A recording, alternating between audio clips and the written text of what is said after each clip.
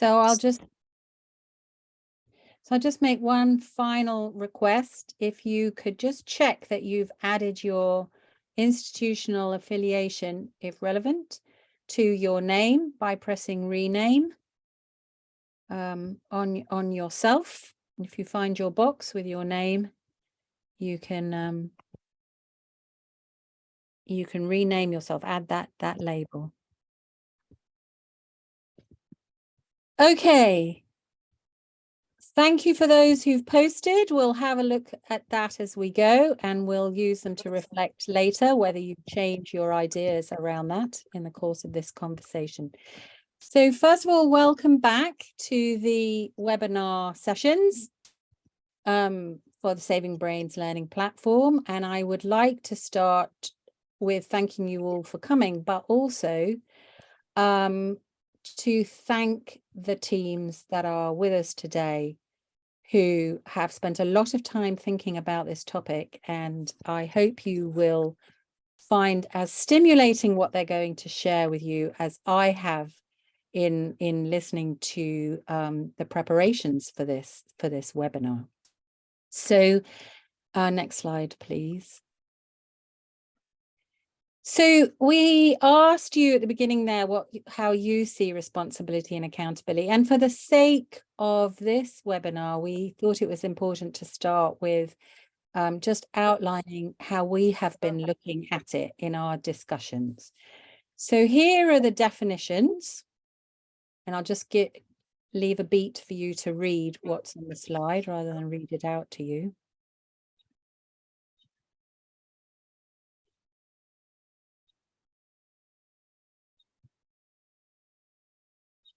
So we are the learning platform. We are about learning. And so what we're thinking in terms of information is there for us to learn. Next slide, please.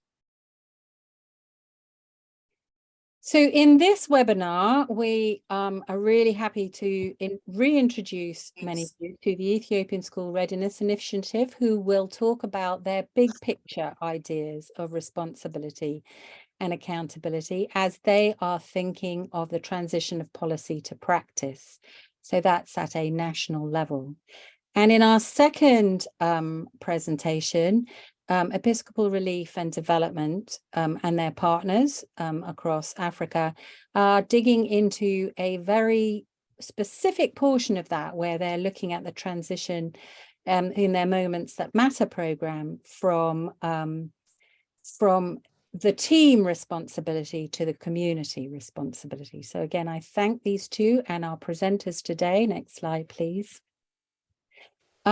Include those two teams, the ESRI team, Menelik, Johannes and Getnet. Thank you very much, guys. And the Episcopal Relief and Development team and partners, Abby, George, Kelvin and Jerry. And we also have with us today, Jonathan from HealthProm. And his role here is not to present the HealthProm work, but to act as discussant and to help us frame our discussion following these two presentations. So thank you to everybody and all the time that's been put into it. Next slide, please. Oh, no. Yes, that's right. The next slide is handing over to Menelik, Esri, and your team. Thank you ever so much. Thank you, Penny, and thank you everybody for being present in this useful seminar.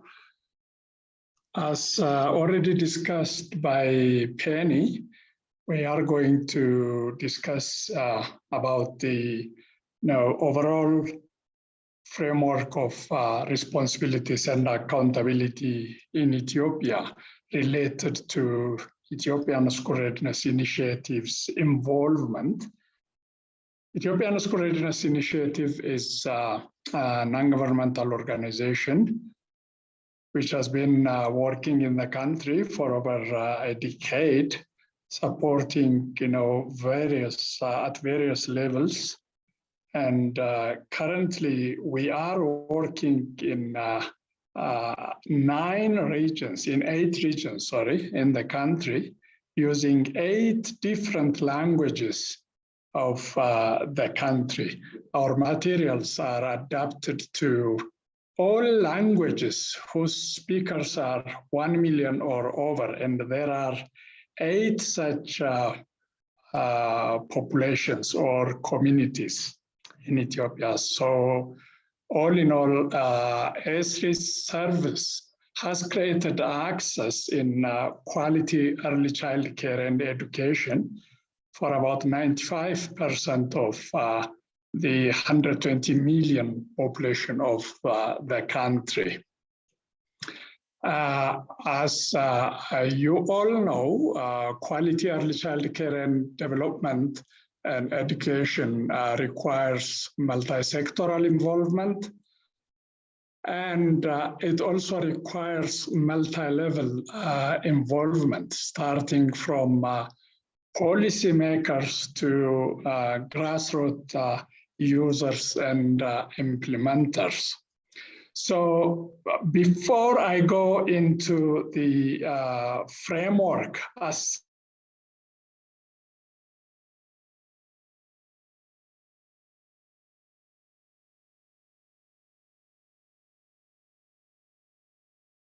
Whoops, we appear to have lost Menelik. Jasmine, could you pass us on to the next slide? And while we wait for him to come back. Thank you. Yeah, cool. Thank you, Jasmine. So now, in order to facilitate, smooth transmission of this Zoom link, I'm going to put the stop the video. That helps actually. From practice, we have found that when participants mute themselves when they are not speaking, and when they put the video to stop, then it becomes continuous. That is what I learned. So I'm going to put myself off the video. Is that okay, Penny? Yes, sure. Thank you. Go ahead. Thank you. So in Ethiopia, early child care, as everywhere else, it has been, the responsibility of the mother, and whatever is related to children, it is the mother's responsibility or the woman's responsibility. She could be the mother, the elder sister, grandmother, and anybody from extended family or even housemaid. It's the woman who used to be responsible. In much of current situations, it is still the same in many areas of the country. Next slide, Jasmine. Thank you.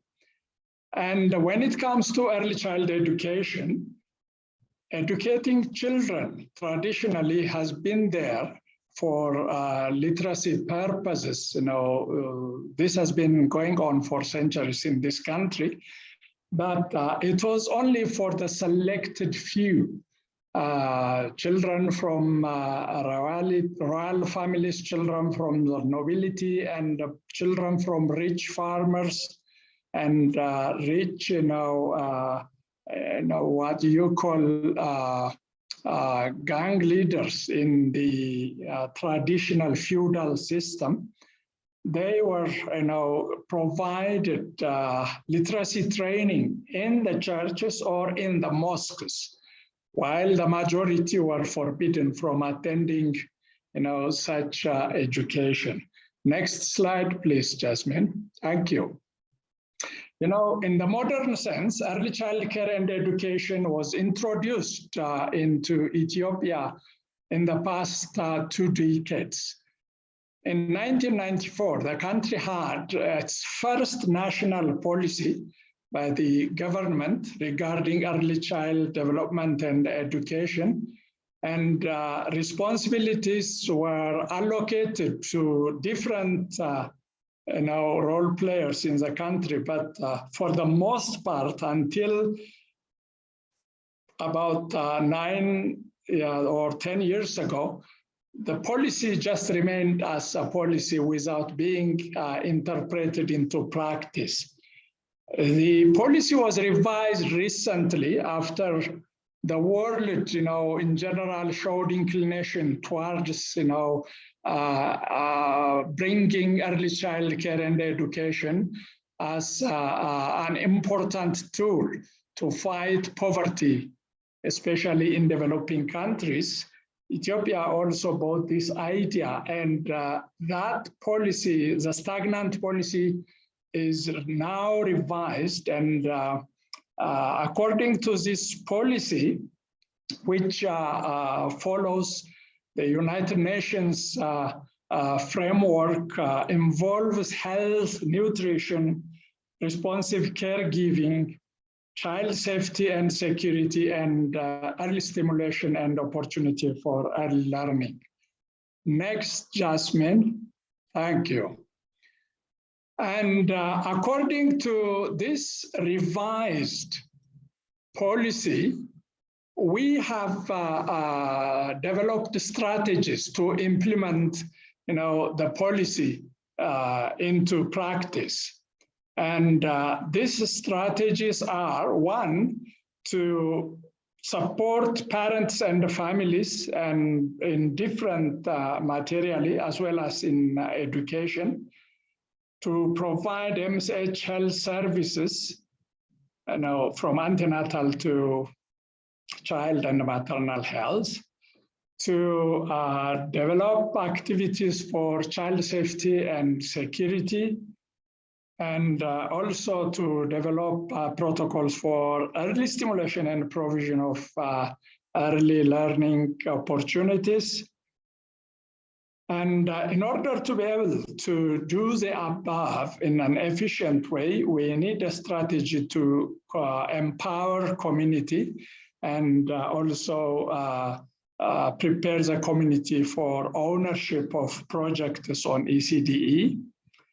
And to make sure that things are being done, we need appropriate monitoring and evaluation strategies. And also, there has to be an ongoing strengthening and support to organizations, and capacity development is also a strategy. So according to, in order to develop a sustainable and efficient program on early child development and education, ECDE, all these strategies need to be implemented, in concert, using the different stakeholders at different levels. Next, Jasmine. So when everybody is involved in this 7 strategies, what we would find is a picture that looks like in this slide. As you can see, we have a complex and a bit distressing, distress-causing, complex map here. But in a few slides, I will show you that this is something that we all need to have in reality in order to implement ECDE in a sustainable manner and in a quality, state. We have here the legend, and as you see at the bottom of this slide, you see the target, the children. When it comes to ECDE, our targets are the growing children, the small children. And next to the small children, you see in the green, the users of whatever programs we develop, whatever strategy we develop. These are the users and also the implementers of our strategies, the grassroots level implementers, from the daycare to preschool teachers to parents to healthcare workers and the community at large, and also the health facilities at the front line, the police, the preschools, and the local administration. These are, the users and the implementers of our strategies.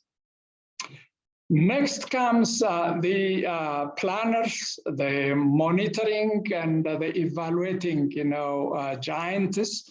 These are actually the ministries mandated with particular aspects of early child care and development in the country. And here, the yellow, we have the higher education centers in the country.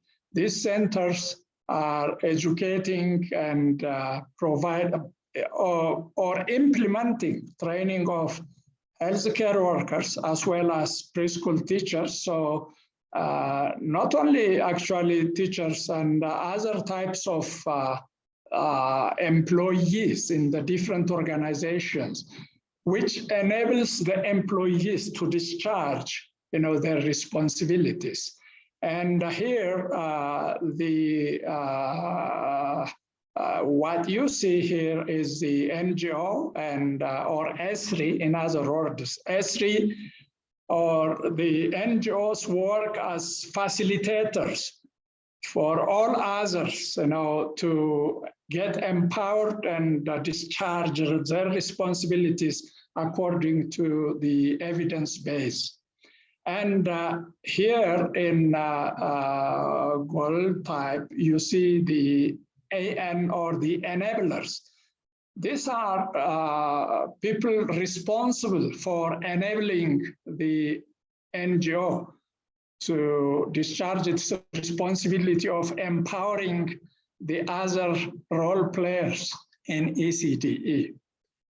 On the right extreme, you find here the Council of Ministers and the Parliament, who are responsible for the policy of the country that leads all stakeholders below them to do what is necessary for the country. So fully described and fully itemized policy gives responsibility for each sector, and each sector then develops their own plans and follow-up mechanisms up to evaluation. And this is what the responsibility and accountability framework looks like globally, as we see it, as ESRI sees it. Now, next I will show you different responsibility and connections. This is just to give you a description of the abbreviations used in the graph. Next slide, please. Now, what you see here has come from the same slide. That slide that looked very complex, when you take it in pieces, it looks like this.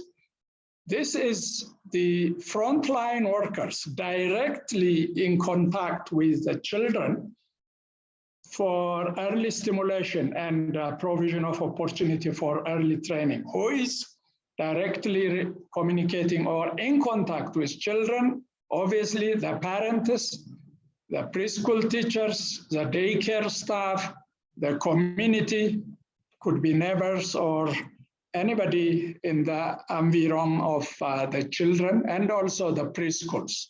So while the planning, monitoring, and everything can be provided by some other networks up there, this is the bottom network that is directly in contact with the child to provide, to implement this or to translate this in strategy into practice. Next slide, please. Thank you, Jasmine. 5 minutes, Menelik. And for the parental and family support and education strategy, this is what we require. These people have to act in concert and support parents and provide them materially as well as technically. And it is a must that this has to be there for quality early child development and education. Next slide, please. Thank you. And when it comes to community empowerment and ownership, again, it will be the responsibility of the same community, the local administration, the police, the health facilities at the front line, and the community need to be working together with the frontline group. And the NGO should facilitate this. ESRI is doing exactly that. And the media comes in to empower the community technically and also in soliciting, material and other support from the wider community. Next slide, please. And for MSH services, we need the health facilities, but in addition, we need the Ministry of Health and also the higher education centers who train health workers. And this way, this group is also necessary. As I said earlier, all these are coming from that complex map we saw earlier. Next, please. And for strengthening organizational capacity, higher organizations, all ministries and the media and everybody else has to play their role. And everybody needs an activity or two in their annual or monthly plans for strengthening organizational capacity. Otherwise, early child development and education cannot be a quality service. Next slide, please. And this is monitoring and evaluation. And for accountability purposes, monitoring and evaluation is a must. And as you can see here, everybody is responsible for doing monitoring and evaluation. Self-monitoring, self-evaluation is necessary, but at the same time, there has to be verifying of those self-assessments by higher bodies. Next slide, please. So when it comes to accountability measures to verify whether what we say is actually what we have implemented, what we say in our reports should be verified. And how is that done? It is by checking who did what per planned activity. And organizational reports from each implementer is necessary. Supervision reports are necessary. Annual review meetings are necessary. And also at policy level, annual parliamentary reports and assessment of 5-year strategic implementation has to be presented to the parliament to make sure that the policy is translated into practice. In addition, higher education centers and ESRI have to work in collaboration with other stakeholders by planning an ad hoc study to make sure that accountability and responsibility have been discharged accordingly. Next slide, please. And everybody that you see here is involved in accountability measures. All offices of the ministries, Council of Ministers, the Parliament, higher education centers, and NGOs are responsible for that activity. So as you can see, ECDE requires, starting from policy to grassroots level, appropriate involvement of responsible bodies, and the responsible bodies need to show that they have done things in the accountability has to be seen, and somebody else has also to verify that that accountability was discharged properly.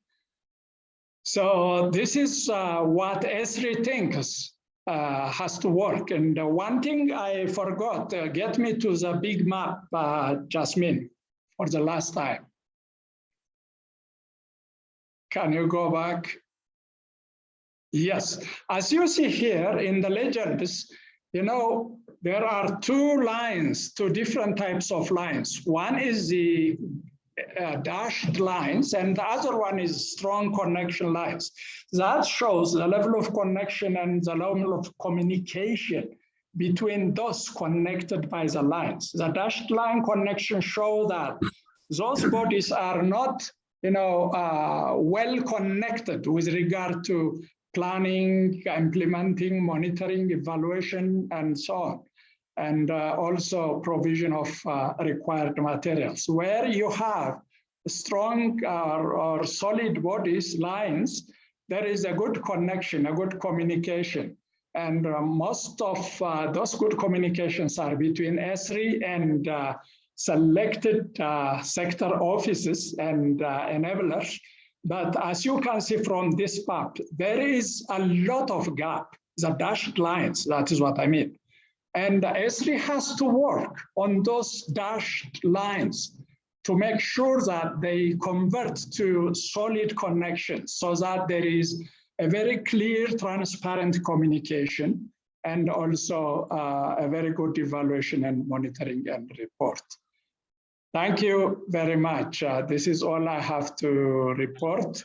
And if there are any questions or anything, please communicate with us with these addresses. Thank you. Thank you, Jasmine. Thank you, Penny. Thank you very much to the ESRI team. You can see the software that they've used there. If any of you are interested in it, again, that would be something that you could connect with them and find out about. I think that's a very good start to thinking about the big picture. And now I'd like to hand over to the Episcopal Relief and Development team to dig into, as Menelik was doing there, into a certain section of the work. Thank you very much.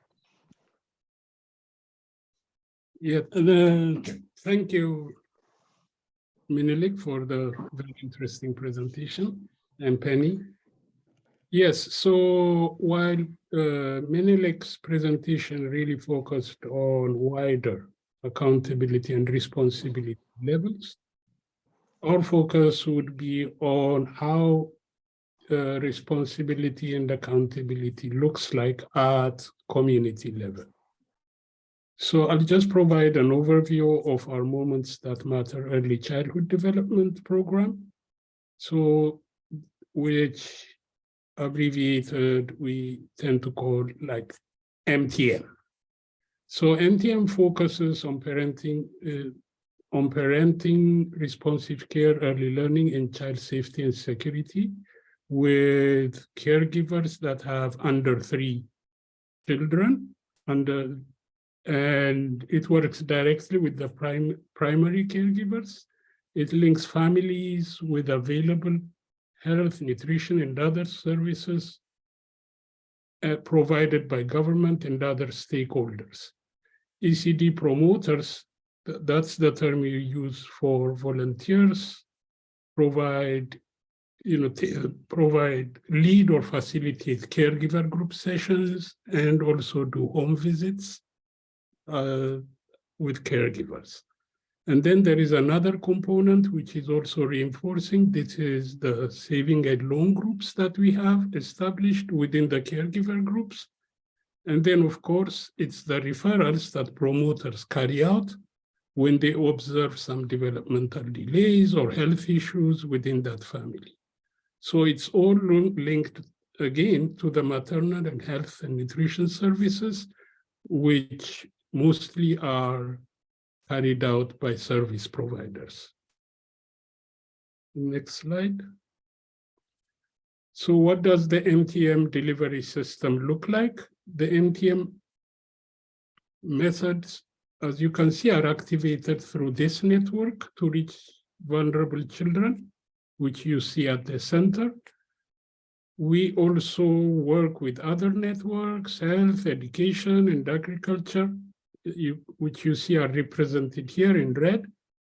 It is the whole of the community approach to service delivery with the MTM change agents, which you see highlighted in blue up and down the network.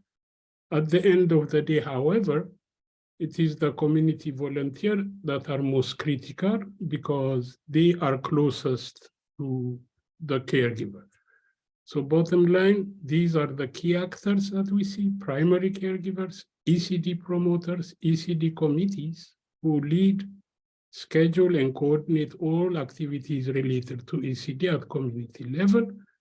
And it's the faith leaders who my next presenter will go into, and it's the program field officers. Basically, these are partner staff that oversee the work that is done at community level.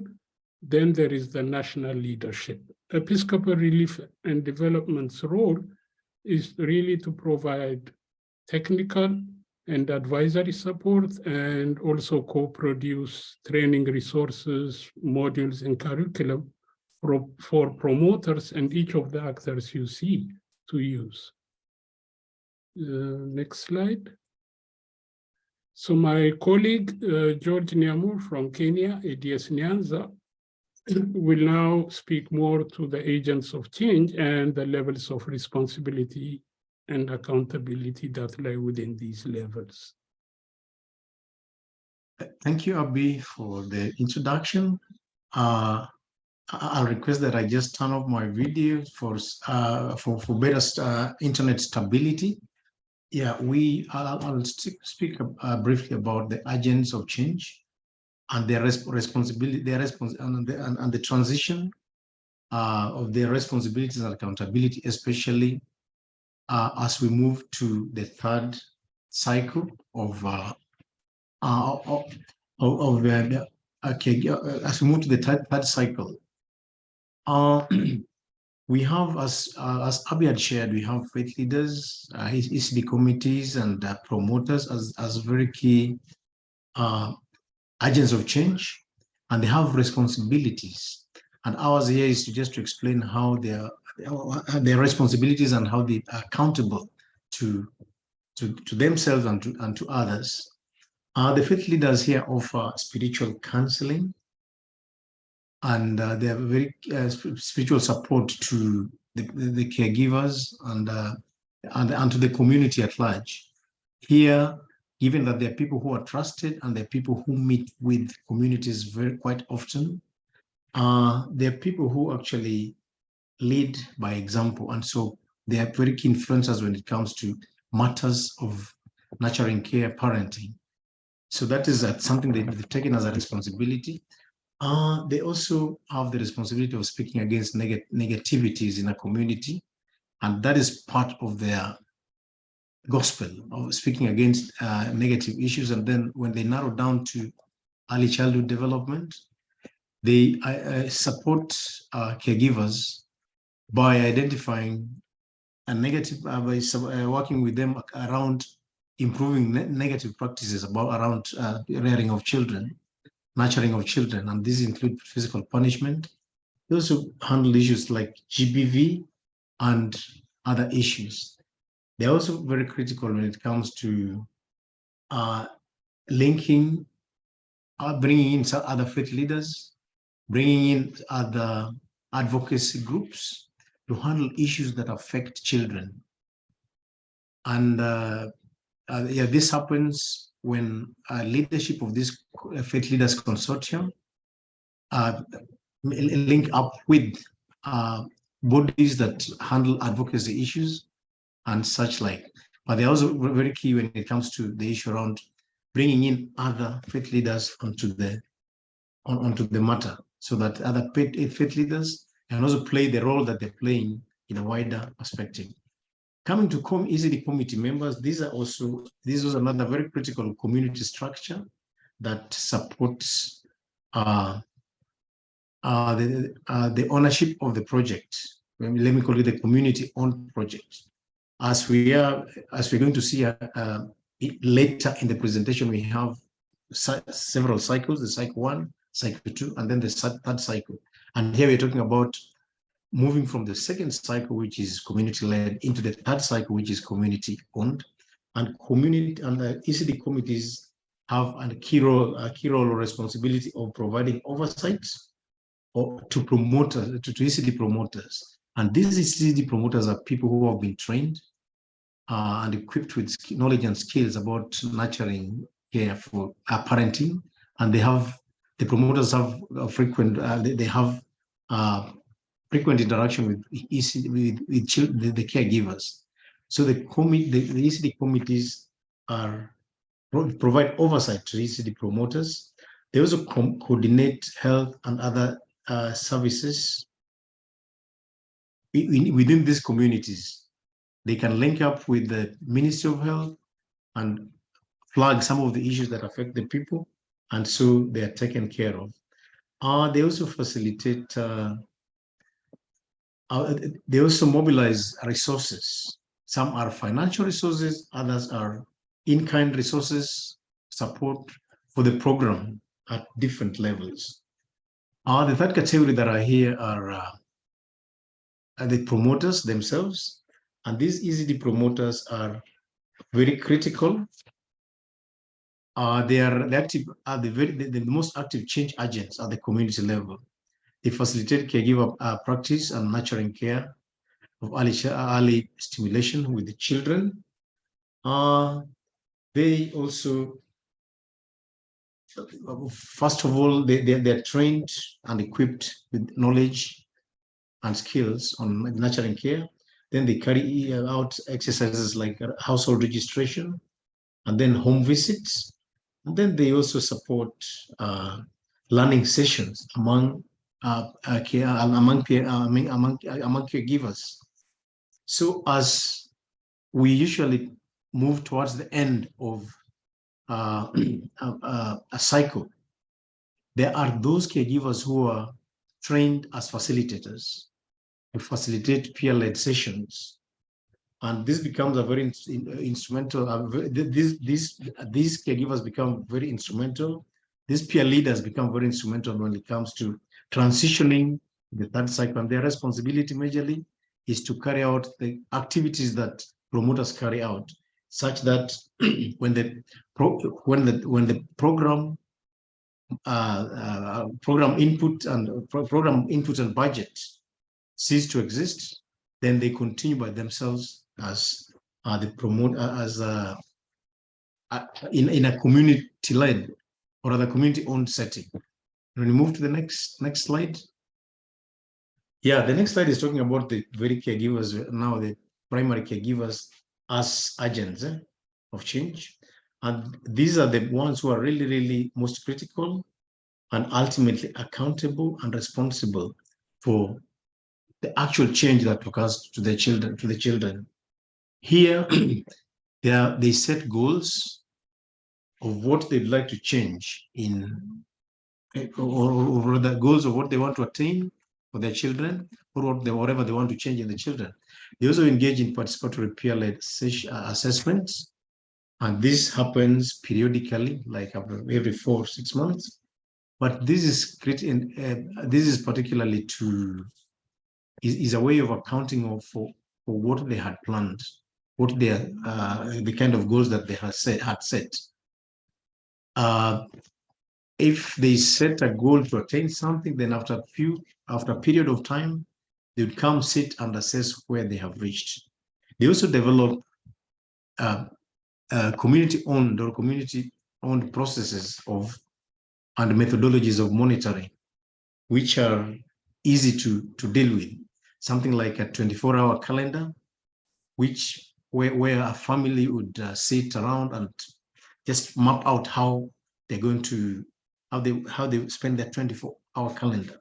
And here they may intentionally allocate more time for the children, to play with the children. They also have links with promoters, faith leaders, and community health volunteers and local administration for purposes of linkages and ease of communication, back and forth communication.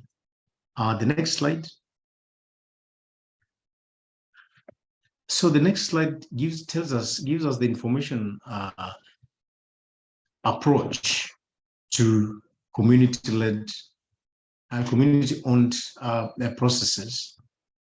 And here we are saying that if you look at the map, we have, if you can see from the far left, we have management staff, we have MTM field staff, And we have the green, the green arrows, which show data collection and sharing, and use among the implementing sections of the implementing partner. So this is what happens in cycle 1 and cycle 2. But when it comes to cycle 3, we are looking into how they transition to data management, information and data management in the community in the absence of program management and budget. And here we realize that ECD promoters play a very key role, because they'll continue playing the role of interacting with households and interacting with caregiver support and learning groups and gathering information and sitting in review meetings to assess what is happening. And here they account for what they've done and also how the progress is. Then they also communicate issues to ECD committees and to faith leaders down to the far right. And here these people help them, these structures help them in on issue matters that are difficult and that are causing the problem, matters which are impeding the project. They also have linkages with health, other stakeholders, and these include Ministry of Health, Children Department, Social Services, local administration, and others.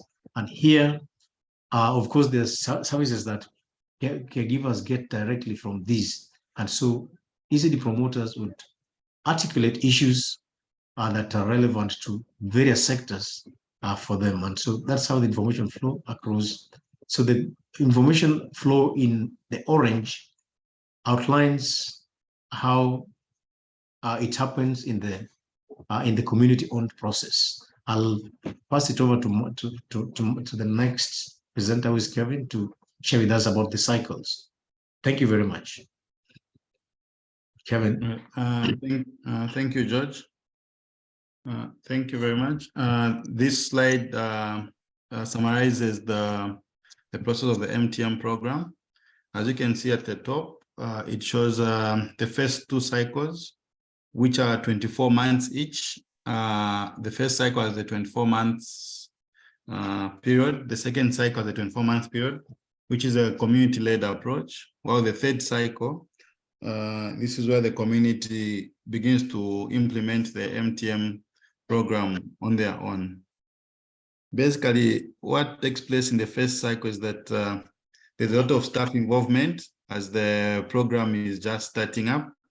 This is why we find the formation of the committees is done, the training of the faith leaders, the training of the ECD promoters, equipping them with the knowledge and skills. Then also the registration of the caregivers takes place. In the first cycle, this is where the promoters are getting to understand what the program is about. They also begin to engage with the caregivers within the community. In the first cycle, the ECD committee is responsible for linking the caregivers to the available local and health services. They're also responsible for checking on the quality of the type of information that is passed on by the promoters to the caregivers. And the ECD committees are accountable to the program staff in the first cycle, while the ECD promoters are responsible for carrying out the home visits, the group meetings, as well as their in-service meetings. And they are accountable to the committee because they report to the committee on a monthly basis on what is happening in the community, what are the emerging issues, what are the challenges they are facing. While the caregivers are ultimately accountable to the welfare of the children under 3. Then in the second cycle, that is after 24 months, the roles and responsibilities of the ECD committees expand. This is where they take on more responsibilities. For example, they would take on the responsibility of resource mobilization to support the project activities, where they would engage in other income generating activities. They would also look at what other local stakeholders are now operating within the community and how the caregivers can access those services. They also source for additional training from other stakeholders that the welfare of the caregivers and the children in the community. While the ECD promoters in the second cycle are still accountable to the ECD committee, but are responsible for registering caregivers, a new set of caregivers from within the existing communities or neighboring communities. And at this point in time, they also help identify peer mothers who would be able to mentor others and enable them to reach out to other caregivers. At this point in time, the ECD committee is still accountable to the program staff, but there is reduced staff time that takes place in the second cycle. And then when the same committee moves to the third cycle, this is where the program wins the community off, but then the ECD committee becomes independent and are able to implement the program on their own. They are ultimately accountable to the community and other local stakeholders that are existing within the community. At this point in time, they'll be able to also still link the caregivers to available services. They'll be able to help the caregivers be agents of change. This is where they will be able to provide information. If there's any other training that the local stakeholders will be offering, they'll be able to engage the local stakeholders. They'll be able to source for more resources to help the caregivers within the community to participate in bring about the desired change. The faith leaders also continue with their work, but at this point in time, they take on more responsibility and reach out to more caregivers with using the various scriptures that would help share key information on nurturing care for the children as well as male involvement. Here, the caregivers are responsible for their children, and they are also responsible for sharing information with others within the communities. Next slide, please. Thank you. The first slide was summarizing all the information. This second cycle brings out the key roles and responsibilities that the ECD committees, the faith leaders, and the promoters have within the first cycle, and the committees ultimately accountable to the program staff. Next slide. In terms of the second cycle, as I earlier mentioned, the committees and the faith leaders take more increased responsibility. As the staff involvement is reducing, they are beginning to take over the responsibilities and ensure that everything is done according to how the community would want to manage the project on their own. They'll build ownership of the project. They'll bring in more community members on board to help support the program on their own, and prepare to move into the third cycle, which is a community-owned approach. This is where they intensify the involvement of the community to ensure that the community is ready to take up the roles and responsibilities on their own and be accountable to themselves. Next slide. Thank you. In the third cycle, like George shared, this is where the community will set their own goals and be able to measure them at the end of the year. What have they done to achieve the goals? What were the challenges they faced? How could they address those challenges? And this is what happens in the third cycle. They also do their own self-assessment just to see themselves, how they are implementing the MTM program.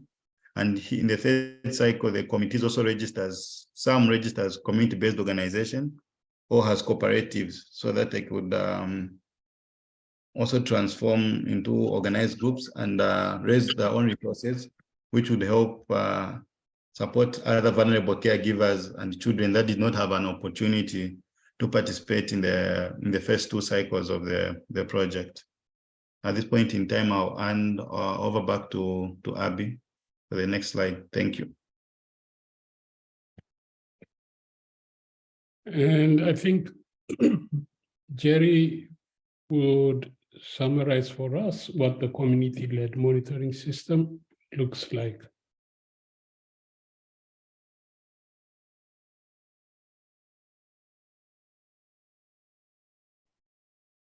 Barry, you're muted. Thanks, Abby, and thank you, Kelvin and George. I'm going to talk a little bit about where we are in our enhancement and strengthening of the community-led monitoring system, where we think in the long run there is the accountability and responsibility that will underpin sustainability and scalability going forward. So we have the community-led monitoring system. Kelvin mentioned in the last slide, we're calling it a light touch monitoring. And the things that we're trying to do to build on what exists and enhance that so that it is stronger are listed here, and some others that I will talk about. So first of all, we think that the roles have to be clearer, the responsibilities and the linkages between the peer-to-peer learning groups and the caregivers, and connected with the other stakeholders, the Ministry of Health, local administration, Children's Social Services. So this now begins to connect the community in a stronger way and empowers them to work at that other levels that, for example, Menelik was talking about. The system has to be there has to be an ease of use. The tools and the communication methods that will recognize that the primary caregivers are really at the front line. They're the ones that are most accountable for the welfare of their children. And so the tools have to be easy and relevant and interesting for them to use. We need to create or strengthen the learning loops, the ability to share and learn from each other at the community level, the peer-to-peer level, but also with other stakeholders. What are we learning? What needs to be adapted? How can things be changed? Striking the right balance between maintaining quality and fidelity to the design of the MTM program and going to scale. There are things that we will have to learn, and the community has to learn about what can be adapted without sacrificing the ultimate impact for the children. I think I mentioned we want to ensure, better identify what is essential information at the committee level, at the faith leader level, at the partner organization level, in order to determine, even though it's community owned, to be able to determine what other kinds of support the community may need from stakeholders as we go forward. And finally, which I think is critically important, which is not on the slide, we're trying to build in a continuous advocacy effort on the part of faith leaders who are big influencers in society and can affect policy change.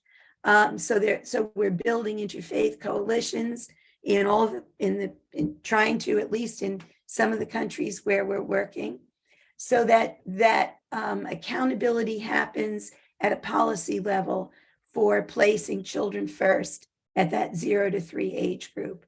So it makes everyone a stakeholder and everyone accountable and responsible.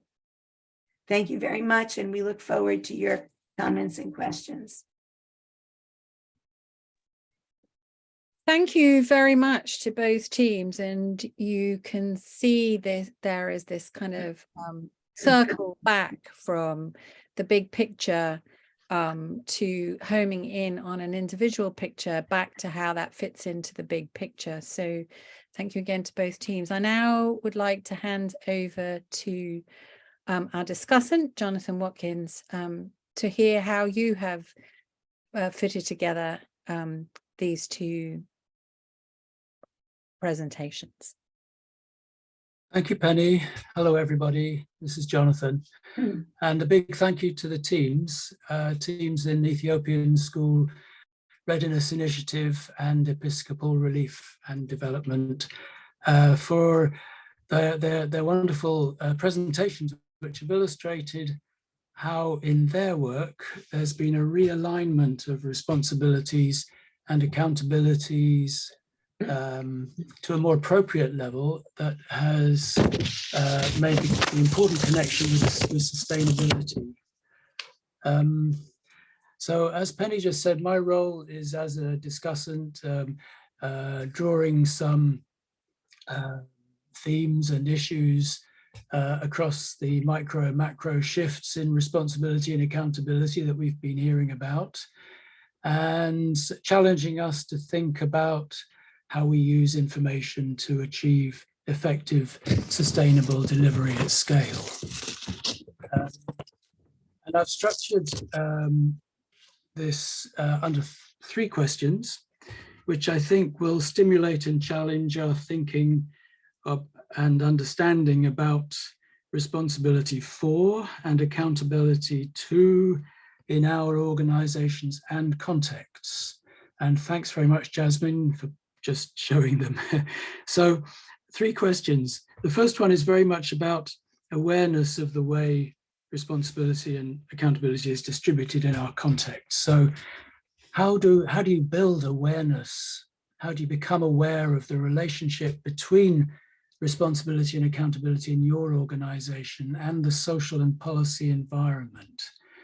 So this encourages us to think and ask questions about the way we conceptualize about responsibility to and accountability for in our organizations, and to understand the wider set of relationships that are influential. We saw 2 very different representations of this within the 2 presentations. And you yourself will have further ways of conceptualizing and modeling the distribution of responsibility and accountability. But today we've seen from Moments That Matter team, we saw a delivery system which was described in nested circles. And that was one way of showing how responsibility and accountability interrelate. And with Esri, we saw a very detailed network map with fixed line and dotted line connections, which they then deconstructed in various subsequent slides. But that is another way of perhaps setting out the landscape of responsibility and accountability. So in a way, that's our starting point to understand the context for our organization.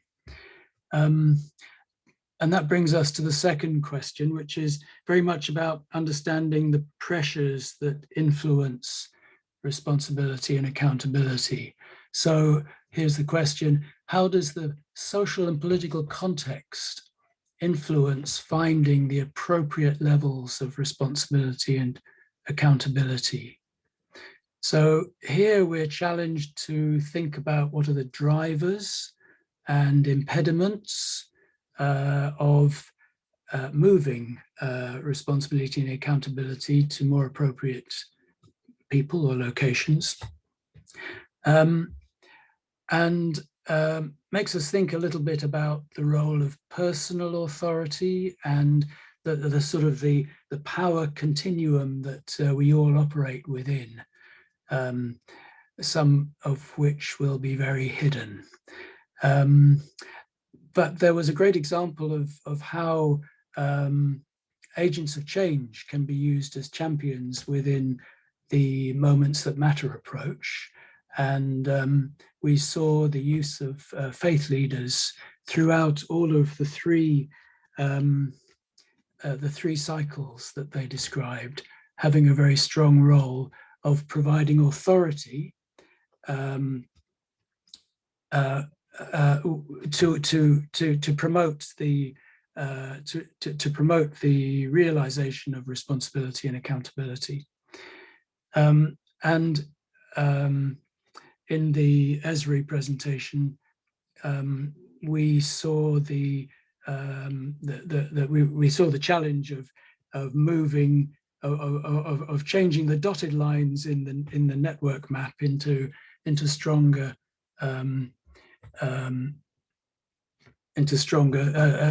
full lines. So here, I'd be very interested to hear from you about the sorts of pressures that you experience. What are the drivers for change? What are the impediments to change?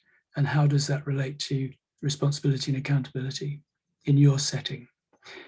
And finally, the third question is really, how do we help responsibility and accountability to find and stay at the appropriate place in your organization so it is sustained?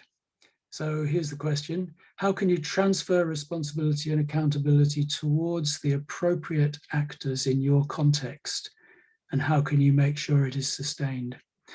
As initiators and deliverers of development projects, we are very much aware of the need to come in with sensitivity and then leave at the right time. So we think this question encourages us to think about perhaps the process of progressive de-scaffolding, removing the supports, and through perhaps a process of apprenticeship and increasing responsibility and accountability at a new level. So what is it that glues or fixes responsibility and accountability at the appropriate level? And what sort of continuing support and monitoring and evaluation measurement for change is needed to maintain responsibility and accountability at the right level?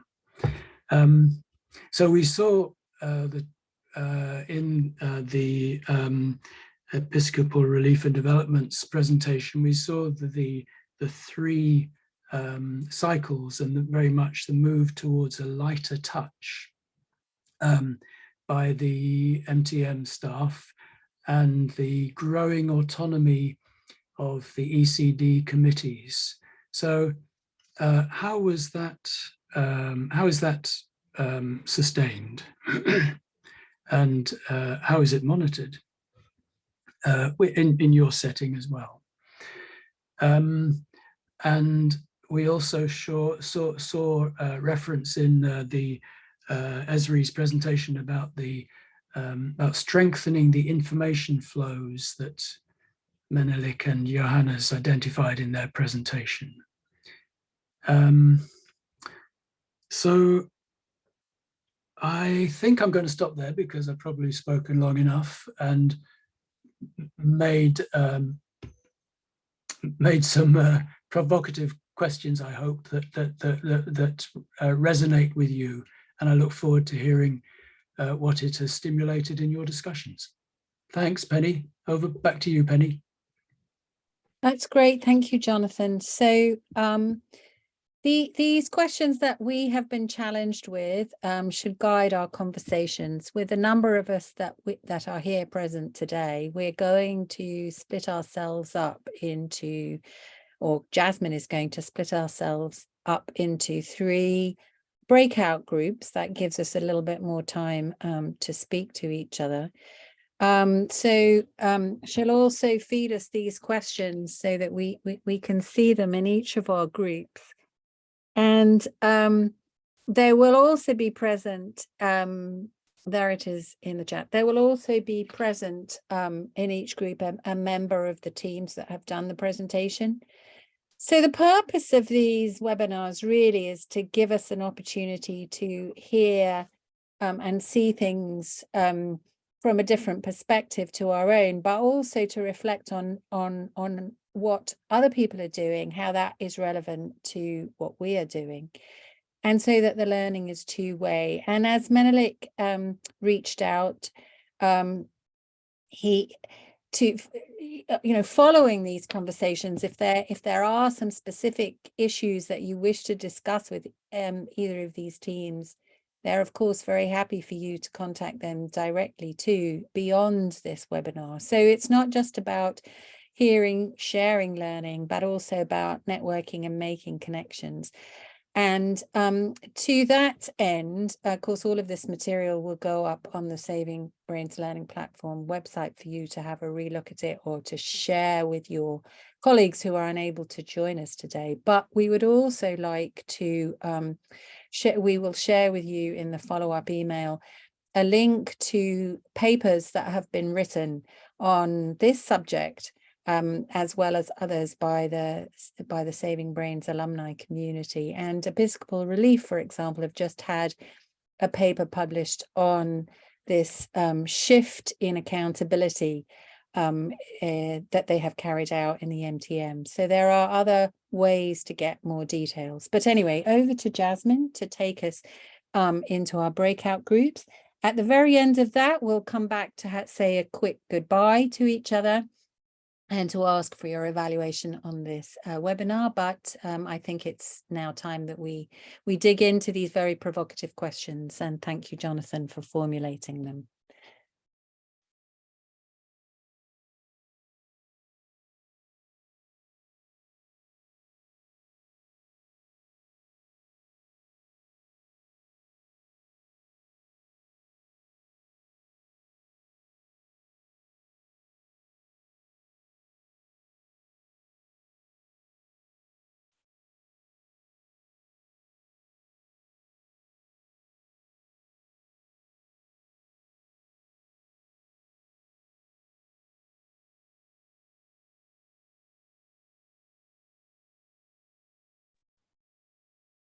Sorry, George, we're out of time.